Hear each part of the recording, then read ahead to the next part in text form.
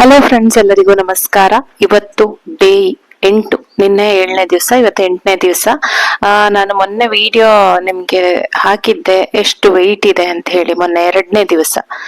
ಆಗ 76 kg 750 grams ತೋರಿಸ್ತಾ ಇತ್ತು ವೆಯ್ಟ್. ಅದಾದ್ಮೇಲೆ ನಾನು ನಿನ್ನೆ ವೆಯ್ಟ್ ಚೆಕ್ ಮಾಡಿದ್ದೇನೆ, ಸ್ವಲ್ಪ ಕಡಿಮೆ ತೋರಿಸ್ತಾ ಉಂಟು. ಒಂದು ಅರ್ಧ ಕೆಜಿ 1 kg ವ್ಯತ್ಯಾಸ. ಈಗ ಇವತ್ತು 8ನೇ ದಿವಸ ವೆಯ್ಟ್ ಚೆಕ್ ಮಾಡ್ತಾ ಇದ್ದೇನೆ ನೋಡಿ. 76 350 ಅಂತ ತೋರಿಸುತ್ತೆ. 750 ಇದ್ದದ್ದು 350 ಅಂತ ಆಗಿದೆ. ಹಾಗಾಗಿ ಸ್ವಲ್ಪ ವೆಯ್ಟ್ ಕಡಿಮೆ ಆಗ್ತಾ ಉಂಟು. ಒಂದು ವಾರದಲ್ಲಿ ತುಂಬಾ ಕಡಿಮೆ ಪ್ರಮಾಣದಲ್ಲಿ ನಂಗೆ ವೆಯ್ಟ್ ಕಡಿಮೆ ಆಗಿದೆ. ಹಾಗೆ ಇವತ್ತು ನಾನು ಮಾರ್ನಿಂಗ್ ಡ್ರಿಂಕ್ ABC ಜ್ಯೂಸ್ ತಕೊಂಡಿದ್ದೇನೆ. ABC ಜ್ಯೂಸ್ ಅಲ್ಲಿ ನಾನು ಕುಕುಂಬರ್, ನೆಲ್ಲಿಕಾಯಿ, ಬೀಟ್ರೂಟ್, ಕ್ಯಾರೆಟ್ ಇವಿಷ್ಟನ್ನ ಆಡ್ ಮಾಡ್ತೇನೆ. ಹಾಗೆ ಪುದೀನ ಕೂಡ ಹಾಕೊಂಡು ಜ್ಯೂಸ್ ಅನ್ನ ಮಾಡ್ಕೊಳ್ತೇನೆ. ಜೊತೆಗೆ ಇವತ್ತು ಹೈ ಪ್ರೋಟೀನ್ ದೋಸೆಯನ್ನ ಮಾಡ್ಕೊಳ್ತಾ ಇದ್ದೇನೆ. ಅದೇ ಹೆಸರು ಬೇಳೆಯಿಂದ ದೋಸೆಯನ್ನ ಮಾಡ್ಕೊಳ್ತಾ ಇದ್ದೇನೆ. ಈ ರೀತಿ ದಿನ ನೀವು ತರಕಾರಿ ಜ್ಯೂಸ್ ಕುಡಿಯೋದ್ರಿಂದ ನಿಮ್ಮ ಸ್ಕಿನ್ ಗ್ಲೋ ಆಗುತ್ತದೆ. ಆಂಟಿ ಏಜಿಂಗ್, ಮುಖದ ಒಂದು ನಿಮ್ಗೇನು ಏಜ್ ಆಗಿದೆ ಅದು ಏಜ್ ಎಲ್ಲ ಕಾಣಲ್ಲ. ಸ್ಕಿನ್ ಅಲ್ಲಿ ಕಾಲೇಜನ್ ಇರುತ್ತೆ, ಸ್ಕಿನ್ ತುಂಬಾ ಚೆನ್ನಾಗಿರುತ್ತೆ. ಅದಕ್ಕೋಸ್ಕರ ಈ ತರ ಡ್ರಿಂಕ್ಸ್ ಅನ್ನ ಇದು ಕುಡಿಬೇಕು. ಅದೇ ರೀತಿಯಲ್ಲಿ ಕುಕುಂಬರ್ ಜ್ಯೂಸ್ ಇರ್ಬೋದು, ಕೊತ್ತಂಬರಿ ಪುದೀನ ಜ್ಯೂಸ್, ಆ ತರ ಹಸಿರು ಗ್ರೀನ್ ಜ್ಯೂಸ್ ಕೂಡ ತುಂಬಾನೇ ಒಳ್ಳೇದು ಆರೋಗ್ಯಕ್ಕೆ. ಅದೇ ರೀತಿ ಹಣ್ಣುಗಳನ್ನ ಆಡ್ ಮಾಡ್ಕೊಂಡು ಕೂಡ ವೆರೈಟಿ ಆಗಿ ನಾವು ಮಾರ್ನಿಂಗ್ ಡ್ರಿಂಕ್ ಅನ್ನ ಮಾಡ್ಕೊಳ್ಬಹುದು. ಮುಂದಿನ 90 ದಿವಸದ ವೆಯ್ಟ್ ಲಾಸ್ ನಮ್ಮ ಜರ್ನಿಯಲ್ಲಿ ನಾನು ಬೇರೆ ಬೇರೆ ಡ್ರಿಂಕ್ ಅನ್ನ ನಿಮಗೆ ತೋರಿಸ್ತಾ ಇರ್ತೇನೆ. ಬರೀ ABC ಜ್ಯೂಸ್, ಬೀಟ್ರೂಟ್ ಜ್ಯೂಸ್ ಅಷ್ಟೇ ಅಲ್ಲ, ಬೇರೆ ಬೇರೆ ವೆರೈಟಿಯ ನಾವು ಮಾರ್ನಿಂಗ್ ಡ್ರಿಂಕ್ ಅನ್ನ ಯಾವ ರೀತಿ ಮಾಡ್ಕೋಬಹುದು ಅಂತ ಹೇಳಿ.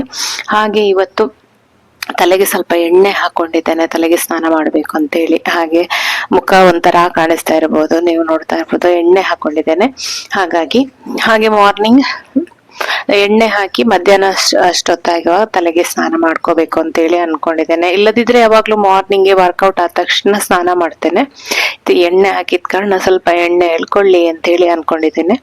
ಹಾಗೆ ಇವತ್ತು ವರ್ಕೌಟ್ ಎಲ್ಲ ಆಗಿ ಈಗ ಮಾರ್ನಿಂಗ್ ಡ್ರಿಂಕ್ ಕುಡಿತೇನೆ. ವರ್ಕೌಟ್ ಆದ್ಮೇಲೆ ಮಾರ್ನಿಂಗ್ ಡ್ರಿಂಕ್ ಕುಡಿಯೋದ್ರಿಂದ ತುಂಬಾ ಖುಷಿ ಆಗ್ತದೆ, ಯಾಕಂದ್ರೆ ತುಂಬಾ ಬಾಯಾರಿಕೆ ಆಗ್ತಾ ಇರ್ತದೆ. ಆಗ ಈ ತರ ಒಂದು ಡ್ರಿಂಕ್ ಸಿಕ್ಕಿದ್ರೆ ಕುಡಿಲಿಕ್ಕೆ ತುಂಬಾನೇ ಚೆನ್ನಾಗಿರ್ತದೆ. ಹಾಗೆ ಮೋಟಿವೇಶನ್ ಇಟ್ಕೊಳ್ಳಿ. ಒಂದು 90 days ಚಾಲೆಂಜ್ ಅಂತ ಆ ತರ ಕನ್ಸಿಸ್ಟೆನ್ಸಿ ಡೈಲಿ ಒಂದೇ ತರ ಮಾಡ್ಕೊಂಡು ಹೋಗ್ಬೇಕು ಅಂತ ಹೇಳಿದ್ರೆ ತುಂಬಾನೇ ಹಠ ಬೇಕು, ಛಲ ಬೇಕು, ಟಾರ್ಗೆಟ್ ರೀಚ್ ಆಗ್ಬೇಕು ಅನ್ನುವ ಒಂದು ನಮ್ಮ ಗುರಿ ಇರಬೇಕು. ಹಂಗಿದ್ರೆ ಮಾತ್ರ ನಾವು ವೆಯ್ಟ್ ಲಾಸ್ ಜರ್ನಿಯನ್ನ ಮುಂದುವರಿಸಬಹುದು. ಯಾರು ಕೂಡ 4 ದಿವಸದಲ್ಲಿ ಸ್ಟಾಪ್ ಮಾಡಬೇಡಿ, ಹಾಗೇ ಆಗ್ತದೆ. ವೆಯ್ಟ್ ನೋಡಿ ಮೋಟಿವೇಶನ್ ಕಳ್ಕೋಬೇಡಿ. ಅದಕ್ಕೋಸ್ಕರನೇ ಆಗಾಗ ವೆಯ್ಟ್ ನೋಡ್ಕೋಬಾರದು. ವಾರಕ್ಕೊಮ್ಮೆ 10 ದಿವಸಕ್ಕೊಮ್ಮೆ ವೆಯ್ಟ್ ನೋಡಿದ್ರೆ ನಿಮ್ಗೆ ರಿಸಲ್ಟ್ ಚೆನ್ನಾಗಿ ಬರುತ್ತೆ. ದಿನಾ ನೋಡುವಾಗ ಇವತ್ತು ವೆಯ್ಟ್ ನೋಡ್ತೀರಾ, ನಾಳೆ ಮತ್ತೆ ನೋಡ್ತೀರಾ, ಆಗ ಒಂದೇ ರೀತಿ ಇರ್ತದೆ, ವೆಯ್ಟ್ ಕಡಿಮೆ ಆಗೋದಿಲ್ಲ ಅಂತ ಹೇಳಿ ನಿಮಗೆ ಡಿಮೋಟಿವೇಶನ್ ಆಗ್ತದೆ. ಅದಕ್ಕೋಸ್ಕರ ನಾನು ಹೇಳೋದು, ವೆಯ್ಟ್ ಅನ್ನ ವಾರಕ್ಕೊಂದ್ಸತಿ ನೋಡಿ ಅಂತ ಹೇಳಿ. ದಿನ ನೋಡಿ, ಪ್ರತಿದಿನವೂ ಗ್ರಾಮ್ ಕಡಿಮೆ ಎಲ್ರಿಗೂ ಆಗೋದಿಲ್ಲ. ಕೆಲವರಿಗೆ ಪ್ರತಿ ದಿವಸ ಕೂಡ ವ್ಯತ್ಯಾಸ ಬರ್ಬೋದು. ಇಲ್ಲಿ ನಾನು ಹೆಸರು ಬೇಳೆಯಿಂದ ದೋಸೆ ಮಾಡ್ತಾ ಇದ್ದೇನೆ. ಇದಕ್ಕೆ ಒಂದು ಸ್ವಲ್ಪ ಬೆಳ್ಳುಳ್ಳಿ ಹಾಕೊಂಡಿದ್ದೇನೆ, ಹಾಗೆ ಶುಂಠಿ ಹಾಕೊಂಡಿದ್ದೇನೆ, ರುಚಿಗೆ ಎಷ್ಟು ಬೇಕು ಉಪ್ಪು, ಒಂದು ಹಸಿಮೆಣಸು, ಇಷ್ಟನ್ನ ಹಾಕಿ ಗ್ರೈಂಡ್ ಮಾಡಿ ದೋಸೆ ಮಾಡ್ಕೊಳ್ಳೋದು.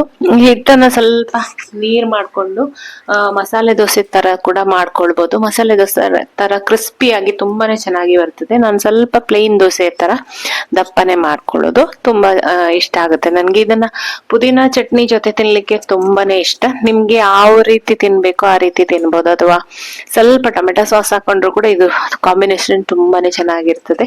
ಈ ದೋಸೆಗೆ ಮೇಲಿಂದ ಬೇಕಾದ್ರೆ ಪನ್ನೀರನ್ನು ಉದುರಿಸಬಹುದು, ಅಥವಾ ನಿಮ್ಮ ಇಷ್ಟವಾದ ತರಕಾರಿಗಳನ್ನು ಉದುರಿಸಬಹುದು. ನಾನಿಲ್ಲಿ ಕ್ಯಾರೆಟ್ ಅನ್ನ ಸ್ವಲ್ಪ ಹಾಕೊಂಡಿದ್ದೇನೆ, ತುರ್ದು ಮೇಲಿಂದ ಹಾಕೊಂಡಿದ್ದೇನೆ. ತುಪ್ಪ ಎಣ್ಣೆಯ ಬಳಕೆ ಆದಷ್ಟು ಕಮ್ಮಿ ಮಾಡಿ. ತುಂಬಾ ಕ್ಯಾಲೋರಿ ಇರುತ್ತೆ, ಅಂದ್ರೆ ತಿನ್ಲೇಬಾರ್ದು ಅಂತ ಏನಿಲ್ಲ, ಸ್ವಲ್ಪ ತಿನ್ಬೋದು.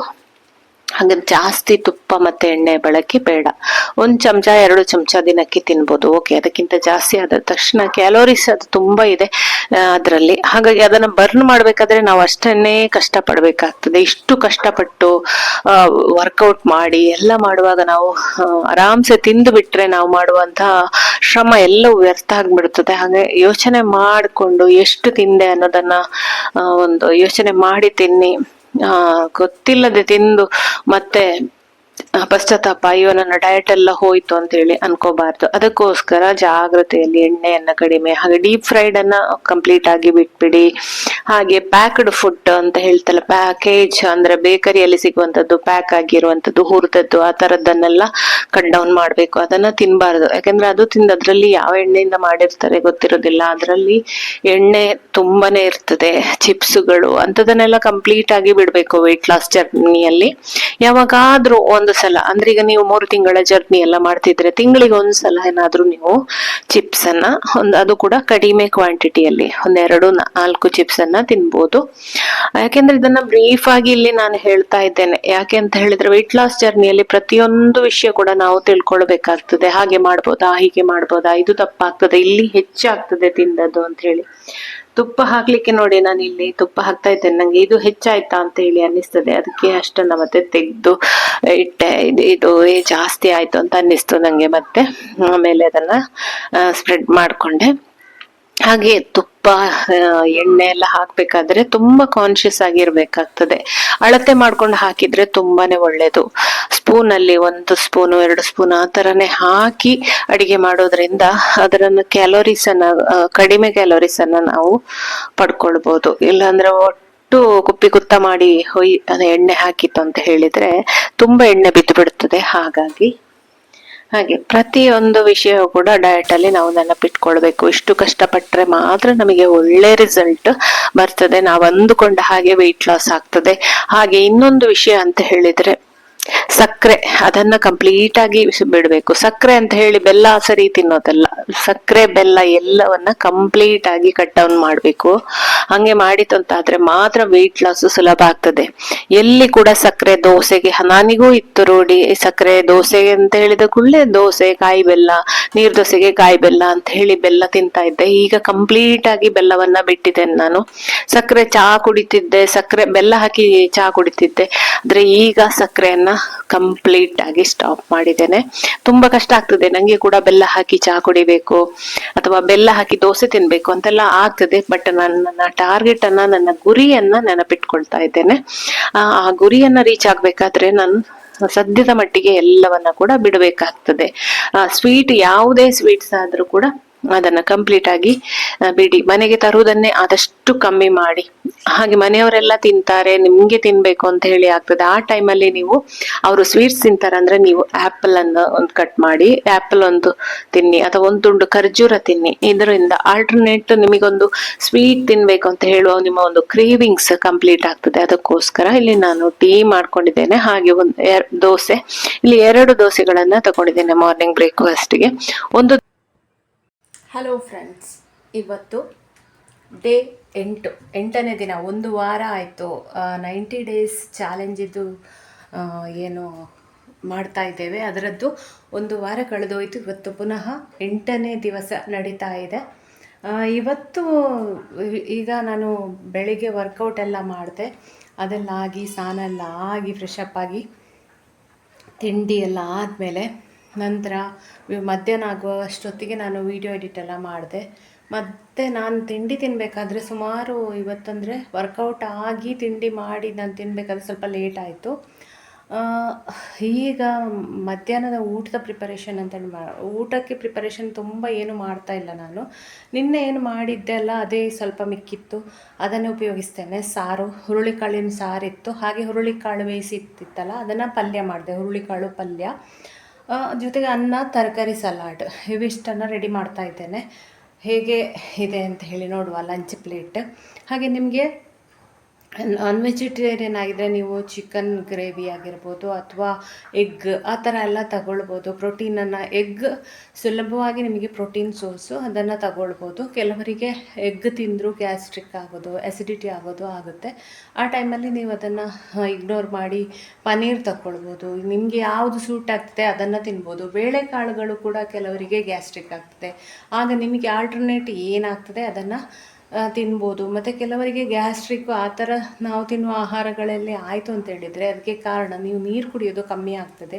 ಸರಿಯಾಗಿ ನೀರು ಕುಡಿಬೇಕು. ಅಥವಾ ಜೀರಿಗೆ ಕಷಾಯ ಅಂತ ಹೇಳ್ತೇವೆ ನಾವು, ಜೀರಿಗೆ ಕಷಾಯ, ಜೀರಿಗೆ ಕೊತ್ತಂಬರಿ ಹಾಕಿ ಕಷಾಯ ಮಾಡುವಂಥದ್ದು, ಅದನ್ನೆಲ್ಲ ಜಾಸ್ತಿ ಕುಡಿಯಿರಿ. ಆಗ ಡೈಜೆಷನ್ ಎಲ್ಲ ಕಡಿಮೆ ಆಗ್ತದೆ. ಹಾಗೆ ಎಕ್ಸಸೈಸು ವಾಕಿಂಗು ಎಲ್ಲ ಜಾಸ್ತಿ ಮಾಡಿದ ಹಾಗೆ ಕೂಡ ಡೈಜೆಷನ್ ಜಾಸ್ತಿ ಆಗ್ತದೆ. ನಾವು ವರ್ಕೌಟ್ ಎಲ್ಲ ಮಾಡಿದರೆ ಒಳ್ಳೆ ಹಸಿವಾಗ್ತದೆ ನಮಗೆ. ಹಾಗಾಗಿ ಜಾಸ್ತಿ ವರ್ಕೌಟ್ ಮಾಡಿ, ನಿಮ್ಮ ಗ್ಯಾಸ್ಟ್ರಿಕ್ ಕೂಡ ಅದರಲ್ಲಿ ಕಡಿಮೆ ಆಗ್ತದೆ. ಮುಂದೆ ಲಂಚ್ ನೋಡುವ ಬನ್ನಿ. ಇವತ್ತು ಲಂಚಿಗೆ ಸ್ವಲ್ಪ ಸಲಾಡ್ ರೆಡಿ ಮಾಡ್ಕೊಂಡಿದ್ದೇನೆ, ಮೊಸರು ಹಾಕೊಂಡಿದ್ದೇನೆ. ಪ್ರೋಟೀನಿಗೆ ಮೊಸರು ಮತ್ತೆ ಹುರುಳಿಕಾಳು ಪಲ್ಯ ಇದೆ, ಹುರುಳಿಕಾಳು ಸಾರು ಇದೆ. ಸಿಂಪಲ್ ಆದ ನನ್ನ ಲಂಚ್ ರೆಸಿಪಿ. ನಿಮಗೆ ಲಂಚಿಗೆ ಏನ್ ಬೇಕೋ ನಿಮಗೆ ಇಷ್ಟವಾದದನ್ನ ಮಾಡ್ಕೊಂಡು ತಿನ್ಬೋದು. ಅದೇ ಪನ್ನೀರನ್ನ ಯೂಸ್ ಮಾಡ್ಕೊಳ್ಬಹುದು. ಏನು ನಾನ್ ವೆಜ್ ತಿನ್ನೋರಿಗೆ ಚಿಕನ್ ಆದ್ರೂ ತಿನ್ಬೋದು. ಆದ್ರೆ ನಾವು ವೆಜಿಟೇರಿಯನ್ಸ್, ಅದರಲ್ಲಿ ನಾನಂತೂ ತುಂಬಾ ಬಗೆ ಎಲ್ಲ ಮಾಡ್ಕೊಳ್ಳೋದಿಲ್ಲ. ಮಾಡೋದು ಒಂದು ಬಗೆ ಎರಡು ಬಗೆ ಅಷ್ಟೇ, ಮಧ್ಯಾಹ್ನಕ್ಕೆಲ್ಲ ಮಾಡುದು. ವೆರೈಟಿ ತುಂಬಾ ಮಾಡಿಕೊಂಡ್ರೆ ಅದು ಉಳಿದ್ರೆ ಮತ್ತೆ ಮರುದಿವಸಕ್ಕೆ ಟೇಸ್ಟ್ ಅಂತ ಹೇಳಿ ಅನಿಸೋದಿಲ್ಲ. ಅದಕ್ಕೆ ದಿನಕ್ಕೆ ಎಷ್ಟು ಬೇಕೋ ಅಷ್ಟನ್ನ ಮಾಡ್ಕೊಳ್ಳೋದು. ಒಂದು ವೇಳೆ ಒಂದು ಸ್ವಲ್ಪ ಅಂತ ಹೇಳಿ ಮಾಡ್ಕೊಳ್ಲಿಕ್ಕೆ ಆಗೋದಿಲ್ಲ, ಉಳಿಯಿತು ಅಂದ್ರೆ ನೆಕ್ಸ್ಟ್ ಡೇ ಅದನ್ನು ಯೂಸ್ ಮಾಡ್ತಾನೆ. ಫ್ರಿಜ್ ಅಲ್ಲಿ ಇಟ್ಟು ಆಮೇಲೆ ಬಿಸಿ ಮಾಡಿ ಯೂಸ್ ಮಾಡ್ತಾನೆ. ಆಕ್ಚುಲಿ ಫ್ರೆಶ್ ಅಡಿಗೆ ಮಾಡ್ಕೊಂಡು ತಿಂದ್ರೇನೆ ಒಳ್ಳೇದು. ಆದ್ರೆ ಉಳಿದು ಬಿಟ್ರೆ ಅದನ್ನ ಹಂಗೆ ವೇಸ್ಟ್ ಮಾಡ್ಲಿಕ್ಕೂ ಮನ್ಸು ಬರೋದಿಲ್ಲ. ಇದಾಗಿತ್ತು ನನ್ನ ಲಂಚ್. ಹಾಗೆ ನಾನು ಈವ್ನಿಂಗ್ ವಾಕ್ ಮಾಡಿದ್ದೆ. ನಂಗೆ ವಿಡಿಯೋ ಮಾಡ್ಲಿಕ್ಕೆ ಆಗ್ಲಿಲ್ಲ, ಯಾಕಂದ್ರೆ ನನ್ನ ಮೊಬೈಲ್ ಚಾರ್ಜ್ ಇರ್ಲಿಲ್ಲ ಆ ಟೈಮಲ್ಲಿ. ಹಾಗಾಗಿ ಈವ್ನಿಂಗ್ ವಾಕ್ ನಾನಲ್ಲಿ ವಿಡಿಯೋ ಶೂಟ್ ಮಾಡ್ಲಿಲ್ಲ. ಹಾಗೆ ನೈಟ್ ಡಿನ್ನರ್ಗೆ ದೋಸೆ, ಅದೇ ಹೆಸರು ಕಾಳಿನ ದೋಸೆ, ಹೆಸರು ಬೇಳೆಯ ದೋಸೆಯನ್ನ ಮಾಡ್ಕೊಂಡಿದ್ದೇನೆ. ಇಲ್ಲಿ ಸ್ವಲ್ಪ ಹಿಟ್ಟನ್ನ ನೀರ್ ಮಾಡ್ಕೊಂಡು ಕ್ರಿಸ್ಪಿ ಮಾಡ್ಕೊಂಡು ತೆಳುವಾಗಿ ಮಾಡ್ಕೊಂಡಿದ್ದೇನೆ. ಇಲ್ಲಿ ಇವತ್ತು ರಾತ್ರಿಗೆ ನಾನು 2 ದೋಸೆ ತಕೊಳ್ಳಿಲ್ಲ.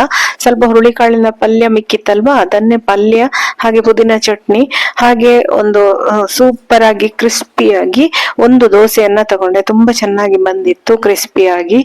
ಇದನ್ನ ಮಸಾಲೆ ದೋಸೆ ತರ. ಇನ್ನೂ ನಿಮ್ಗೆ ರೋಸ್ಟ್ ಮಾಡ್ಕೊಂಡ್ರೆ ತುಂಬಾ ಚೆನ್ನಾಗಿ ಬರುತ್ತದೆ ಈ ಹೆಸರು ಬೇಳೆಯ ದೋಸೆ, ರುಚಿಯಾಗಿರ್ತದೆ. ಈ ರೀತಿ ಮಾಡ್ಕೊಳ್ಬಹುದು. ಇದಾಗಿತ್ತು ನನ್ನ ಫ್ರೆಂಡ್ಸ್. ನನ್ನ ವಿಡಿಯೋ ಇಷ್ಟ ಆದ್ರೆ ಖಂಡಿತ ಲೈಕ್ ಮಾಡಿ, ಶೇರ್ ಮಾಡಿ, ಹಾಗೆ ಚಾನೆಲ್ ಅನ್ನ ಸಬ್ಸ್ಕ್ರೈಬ್ ಆಗಿ. Thank you friends, thank you so much.